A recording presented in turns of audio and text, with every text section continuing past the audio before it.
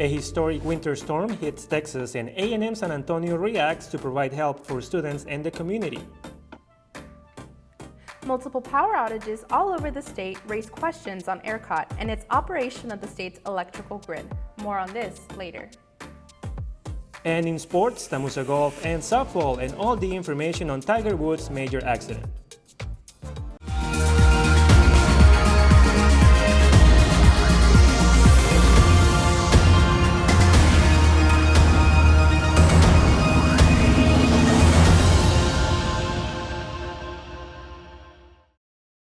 Hello and welcome to a new episode of Enlace. I'm Alejandro Diaz along with Isabella Rodriguez, and today we're outside of the student lounge where you can find behind us a mural of the expansion our school has gone through in the past 5 years.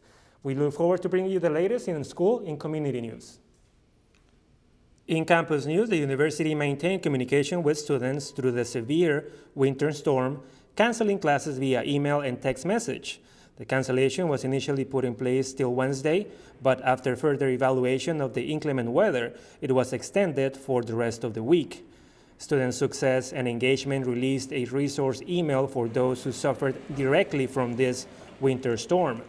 Support services included the general store along with H-E-B gift cards, water distribution sites in one of the parking lot of the campus, and emergency aid application. As the snowstorm caused much chaos for everyone, residents at the residence hall at A&M San Antonio's campus spoke about their experience dealing with the storm. Our reporter Garcia brings us more on this story. On the first night of a record-breaking snowstorm in Texas, residents of the Esperanza Hall dorms at Texas A&M University-San Antonio gathered their friends and others to go outside to experience the snow together. When I first saw it, I thought it was awesome. We immediately got changed into some clothing, like more jackets and stuff, and we just went outside we just called up any of our friends and we just went outside. During the rest of the week, many people around Texas lost their power, water, and Wi-Fi, but luckily for the dorms, they did not lose any of these. Luckily in Esperanza Hall, the power did not go out.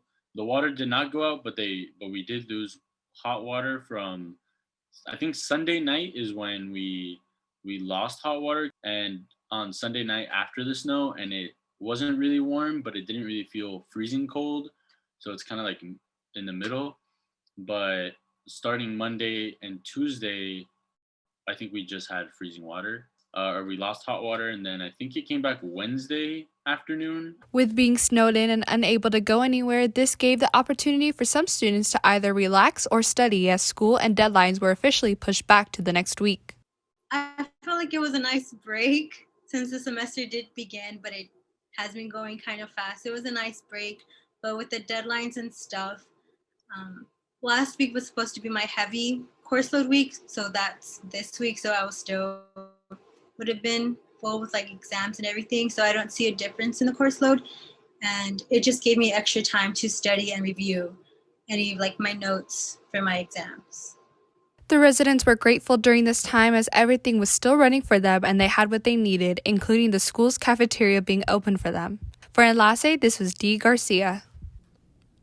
The city of San Antonio, Bexar County, and San Antonio Food Bank partnered on February 20th to open bottled water distribution sites. Texas A&M University-San Antonio is one of the 13 distribution sites where residents will be able to pick up 1 case of bottled water per day per household. The university will host the distribution from 8 a.m. until 8 p.m. through March 8th on parking lot 3A. So water, this is a conversation that we've had for a few years now, right? Water is a basic human right. And so by providing this water for the community and helping out just a little bit, they'll be able to think about more important things, right? And they'll be able to have maybe more leisure time or more time with family or what have you. So, for more information on bottled water distribution sites, visit sanantonio.gov. And after the break, a building fire makes people come together to support those who were affected by it.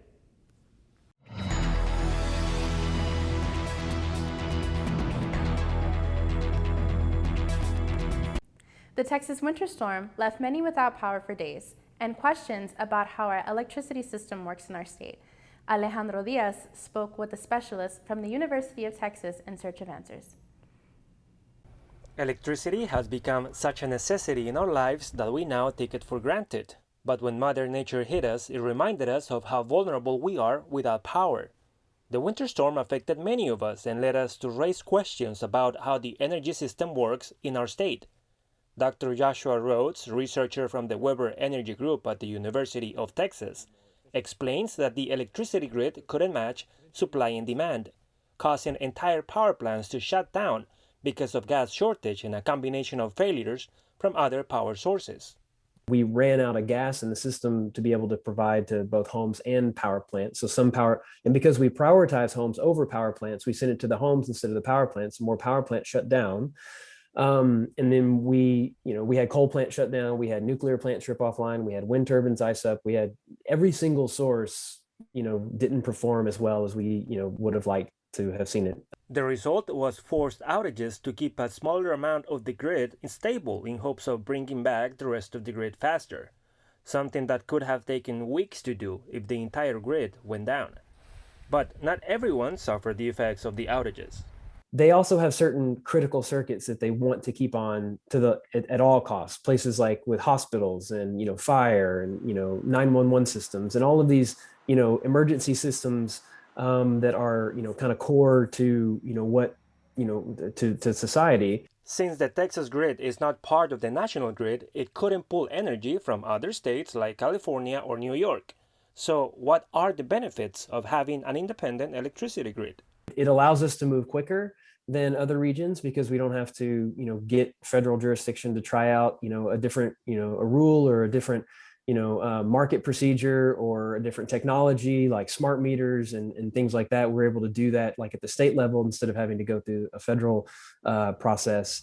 But some of the downsides is that if we get into a bind, we have to get ourselves out of a bind. Dr. Rhodes also mentioned that infrastructure is never built to be foolproof, but just good enough. So it's up to us to decide, is it good enough or do we demand more? For Enlace, Alejandro Diaz. Texans face after effects of the winter storm, leaving many in need of water. Our reporter, Katelyn Silva, brings us more on where to find this necessity. Power outages, busted pipes, no water, and spoiled food is what millions of Texans were left to deal with during and after the winter storm. The San Antonio water system issued a boil water notice on February 17th and also placed water distribution sites for people who were without water after the winter weather. Ann Trevino, a resident of Lytle, Texas, experienced having no water for 4 days. With a family of 7, which include her 4 grandchildren, ages 9 to 2 years old. Ann says that it was mostly overwhelming and frustrating to be without water. It's overwhelming because the kids don't understand, and it's frustrating because what else do you have? I mean, it's besides the snow. I know that I could bring some of the snow that was coming down and bring that in and boil it as well. As many Texans are now able to see the temperatures go back up and feel the Texas heat, some are still left with low water pressure and under a boil water notice like Ann and her family. We're still running with half a normal stream right now, and we're running with them requesting that we still boil it for certain things and no consumption right now. SAWS has now lifted the boil water notice for San Antonio residents as of February 23rd, but those still without water can go to these self-service water distribution sites and fill up. The faucets at these sites will be available 24/7 until further notice. If you and your family are in need of bottled water, there are still water distribution sites in Bexar County and San Antonio that will be open through March 6th, giving out cases of bottled waters, like Six Flags Fiesta Texas near La Cantera, and even Texas A&M University-San Antonio. Reporting for Enlace, Katelyn Silva.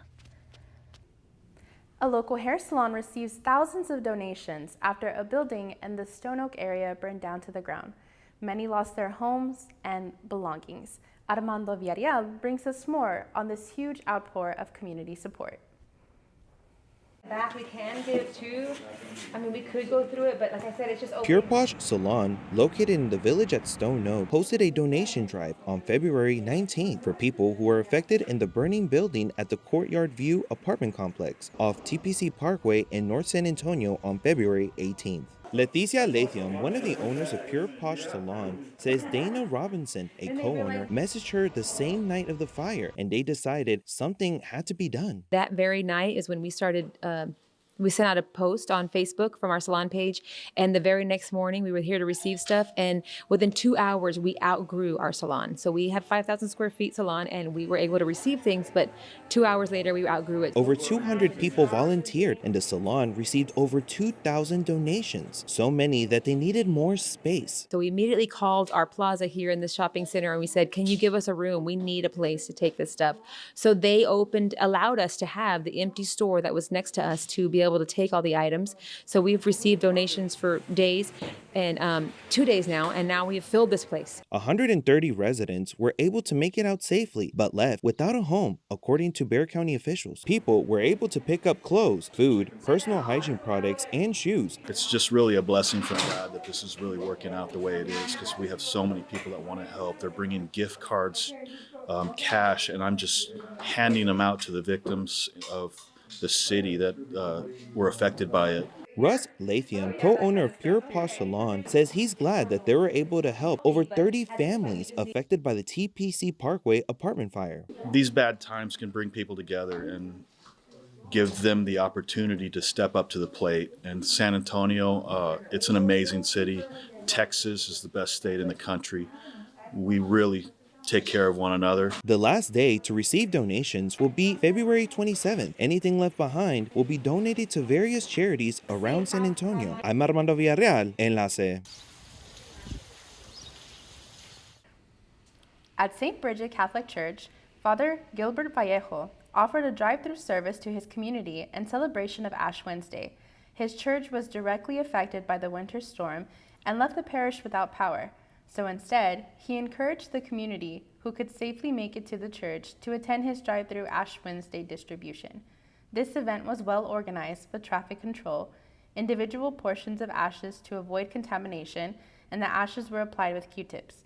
Many people expressed that they felt peace and comfort, not only by the church offering a safe and creative way to give ashes, but how it gave them a hope in these trying times of COVID and the complications of the winter storm. When we come back, the Spurs come back to action and the latest from Tiger Woods' accident in Jaguar sports.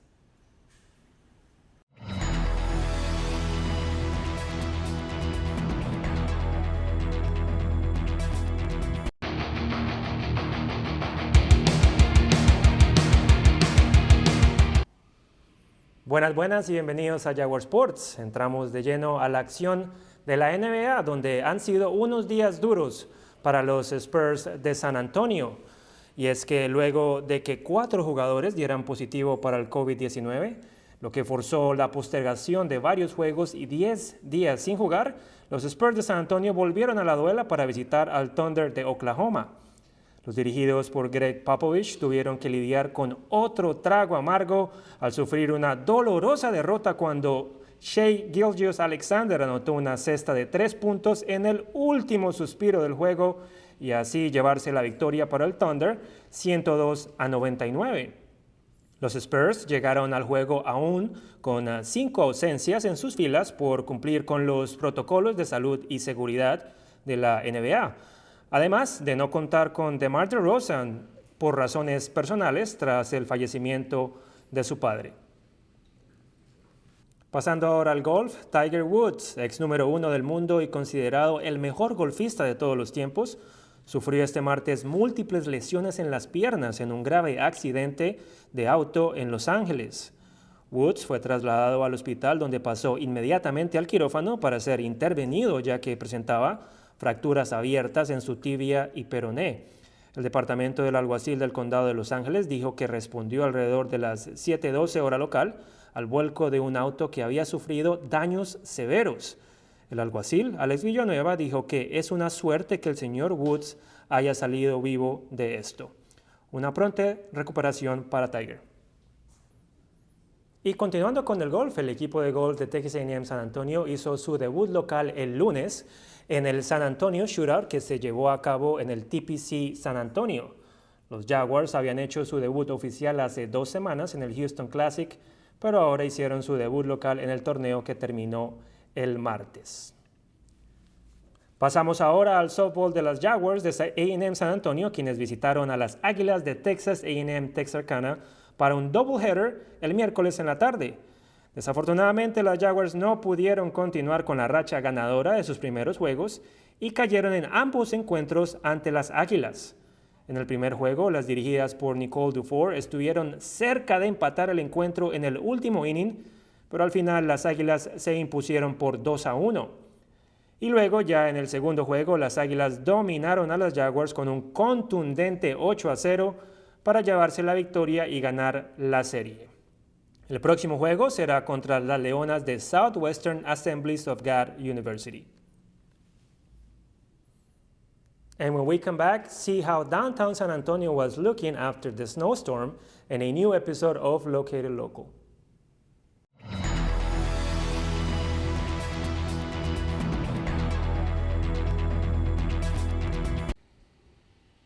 Welcome back. In other news, many people enjoyed seeing the Alamo covered in snow and the rest of downtown. Armando Villarreal brings us more on the San Antonio landmark. The Texas winter storm affected many residents with dangerous and icy road conditions. However, it also resulted in making San Antonio look like a winter wonderland. People gathered at the Alamo, a famous Texas landmark, for a chance to play and take photos in the rare weather occurrence. It's amazing. This is not something that I've seen in my lifetime, so we're enjoying it. We're on a scavenger hunt today. Katie and Ryan Golkin say they are van lifers that just came into Texas from Miami, and they said seeing the Alamo covered in snow was something they didn't want to miss. We're hanging out in Houston, so we're trying to escape the snow again. Figured this was a once-in-a-lifetime opportunity to see the Alamo snowy. Yeah. On February 15th, the day after Valentine's Day, overnight snow covered the Alamo and the rest of downtown San Antonio. The snow melted 2 days later and then came back the next morning on February 18th. First time I've ever seen San Antonio with snow since I was born. It's kind of crazy. I would never have expected this, and I don't think we'll see this in a good number of years in the future either. For the first time in decades, people were able to build a snowman in front of the Alamo. I always thought I would come to visit Texas, but I never thought I would come to Texas and make a snowman. I've never been to the Alamo, so this is a different experience. I never thought of the Alamo like this. So it's great memories that we're making. Yeah. People also witnessed the Riverwalk and other parts of downtown San Antonio blanketed in snow, a sight rarely seen. The downtown area saw 3 to 6 inches of snowfall, the most the Alamo has seen since 1985. I'm Armando Villarreal, Enlace. Before we leave, Amanda brings us a new episode of Located Local.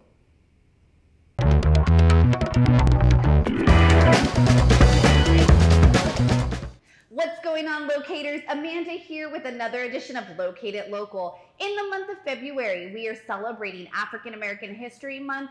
We're going to be visiting various Black business owners in San Antonio. Our first stop, Tank's Pizza in the 78202 district. Let's take a look. Tank's Pizza is located at 902 New Braunfels Avenue. We spoke to logo owner Mike Brown, and he's serving more than just amazing pizza and outstanding wings. Mike says his grandfather's generosity led him to become a business owner.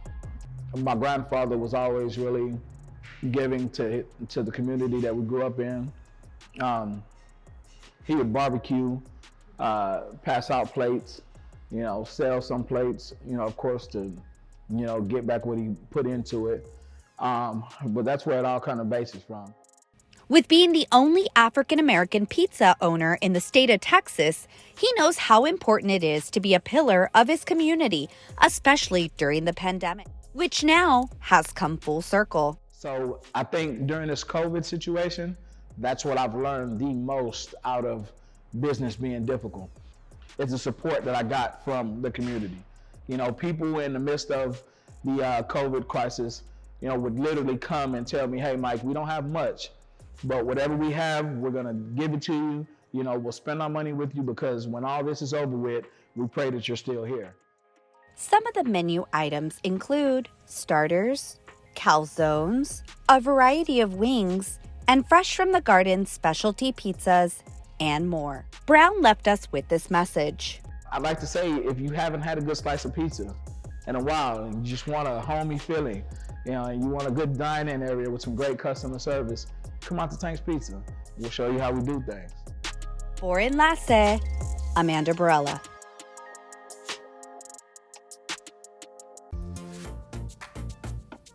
Well, that's all we have for you today. Thank you for joining us. We look forward to seeing you next time. Stay safe and remember to wear your mask.